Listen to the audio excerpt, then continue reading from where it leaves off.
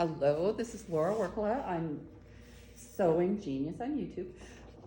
I just thought I'd do this little video because I pulled this jacket out, and I made this jacket a few years ago, but it's just, I wanted to show you what you could possibly do with the jacket, okay? This is a simplicity pattern.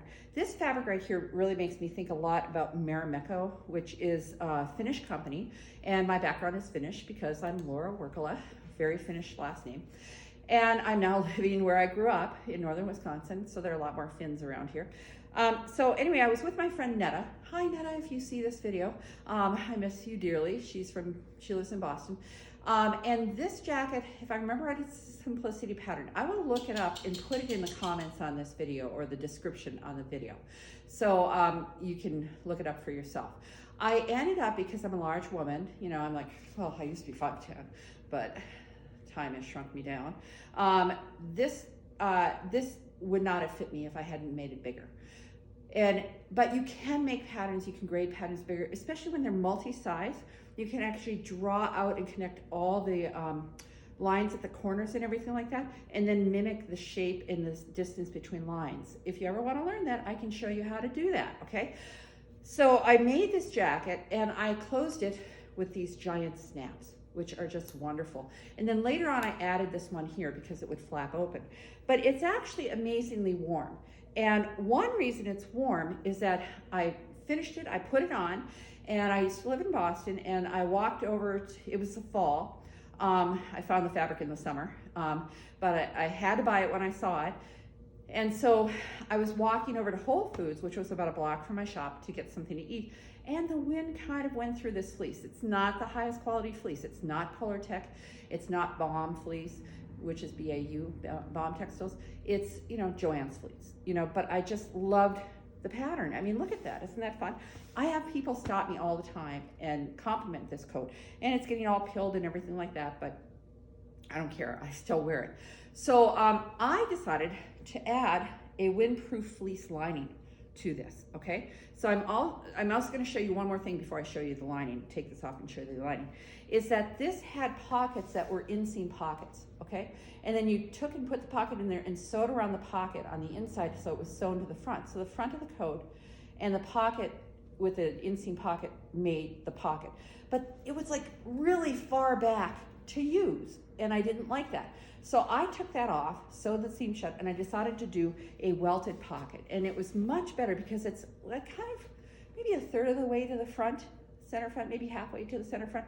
And it's much better. And I don't know what's in here, but I just used like this is like a black, what do you say? It's a satin coat lining material. So I didn't even use a knit for that. But I did that with two pockets here, and it worked out much better for me. That's also something I can show you how to do. I can show you how to put that welt in and attach the pocket. It's just a standard welt pocket like you might find on the back of a pair of pants. So anyway, I just love this and how it comes up here and hugs my neck, and I could pull it over as far as I wanted it to. And I put two snaps so that it doesn't fall down in there. And then, like I said, I added the snap later. These snaps are wonderful. They're giant. They're like at least an inch in diameter. You can buy them. In this case, I did black. I actually did a coat for my daughter in which I, instead of doing giant buttonholes where it can slide, I put big buttons and then I put big snaps underneath. And they, because they're so big, they look really funky and they're fun, you know? You can get them in black, silver. I think you can get them in a kind of antique brass or something like that. But anyway, so I'm gonna take this off, and I am wearing a shirt I made. This is fabric I bought some years ago from a place online called Sawyer Brook. They were located in Clinton, Massachusetts at the time, and I could actually go out there. They were a mail order business, and what's neat about them, and they're still in existence with a different owner, and they're in New Hampshire now, they will send you swatch sets. So you actually get to see and feel the fabric. And I'm on their list, so every time they get a new fabric collection, they send me their swatches. So it's really cool. If you are doing online ordering, you can get swatches. So what I want to show you about this is that I decided to make a removable liner, and I've never removed it. But I got a really long zipper. I think it was like 80 inches. And so I didn't want this zipper because this is metal. I didn't want it getting caught on the fleece. So I wrapped bias tape around the edge of the facing for the coat. And then that way I could put this right underneath it. It would also cover the zipper and keep it from like rubbing against my clothes or whatever. But I could remove this liner if I want to, but I never have. But this is a windproof fleece by Polartec, and it's really great. It really doesn't pill. It's great to work. It's quite stable. It's not terribly thick, and it has, you can buy it directly from Polartec. They have a Polartec outlet in New Hampshire, and I think it's Mill Direct Textiles.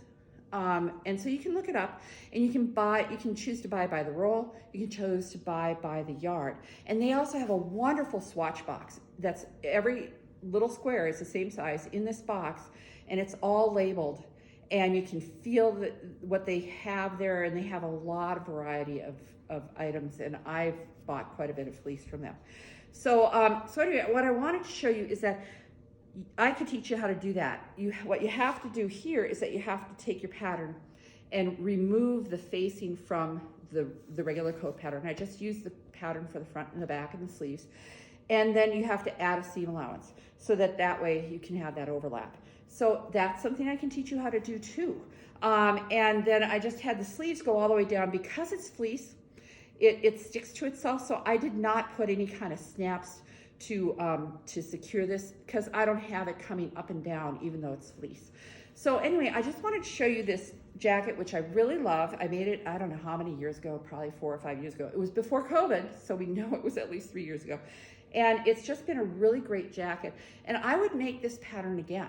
And luckily, since I sized it up for myself and it fits really well, I can just go back to it and then try something else. Maybe I could do a wool boucle or boiled wool. Well, they're kind of the same thing, aren't they? I could do something like that. I have lots of options of what I could make. And then if I really wanted to, I could get the same kind of zipper and zip out this liner to put in the other jacket, so I didn't have to make the zip liner again. So that's actually a really neat thing to do. So anyway, I hope this is just something to give you a little inspiration, and feel free to contact me. And if you ever have a video you'd like me to make to show you how to do something, let me know. Thank you.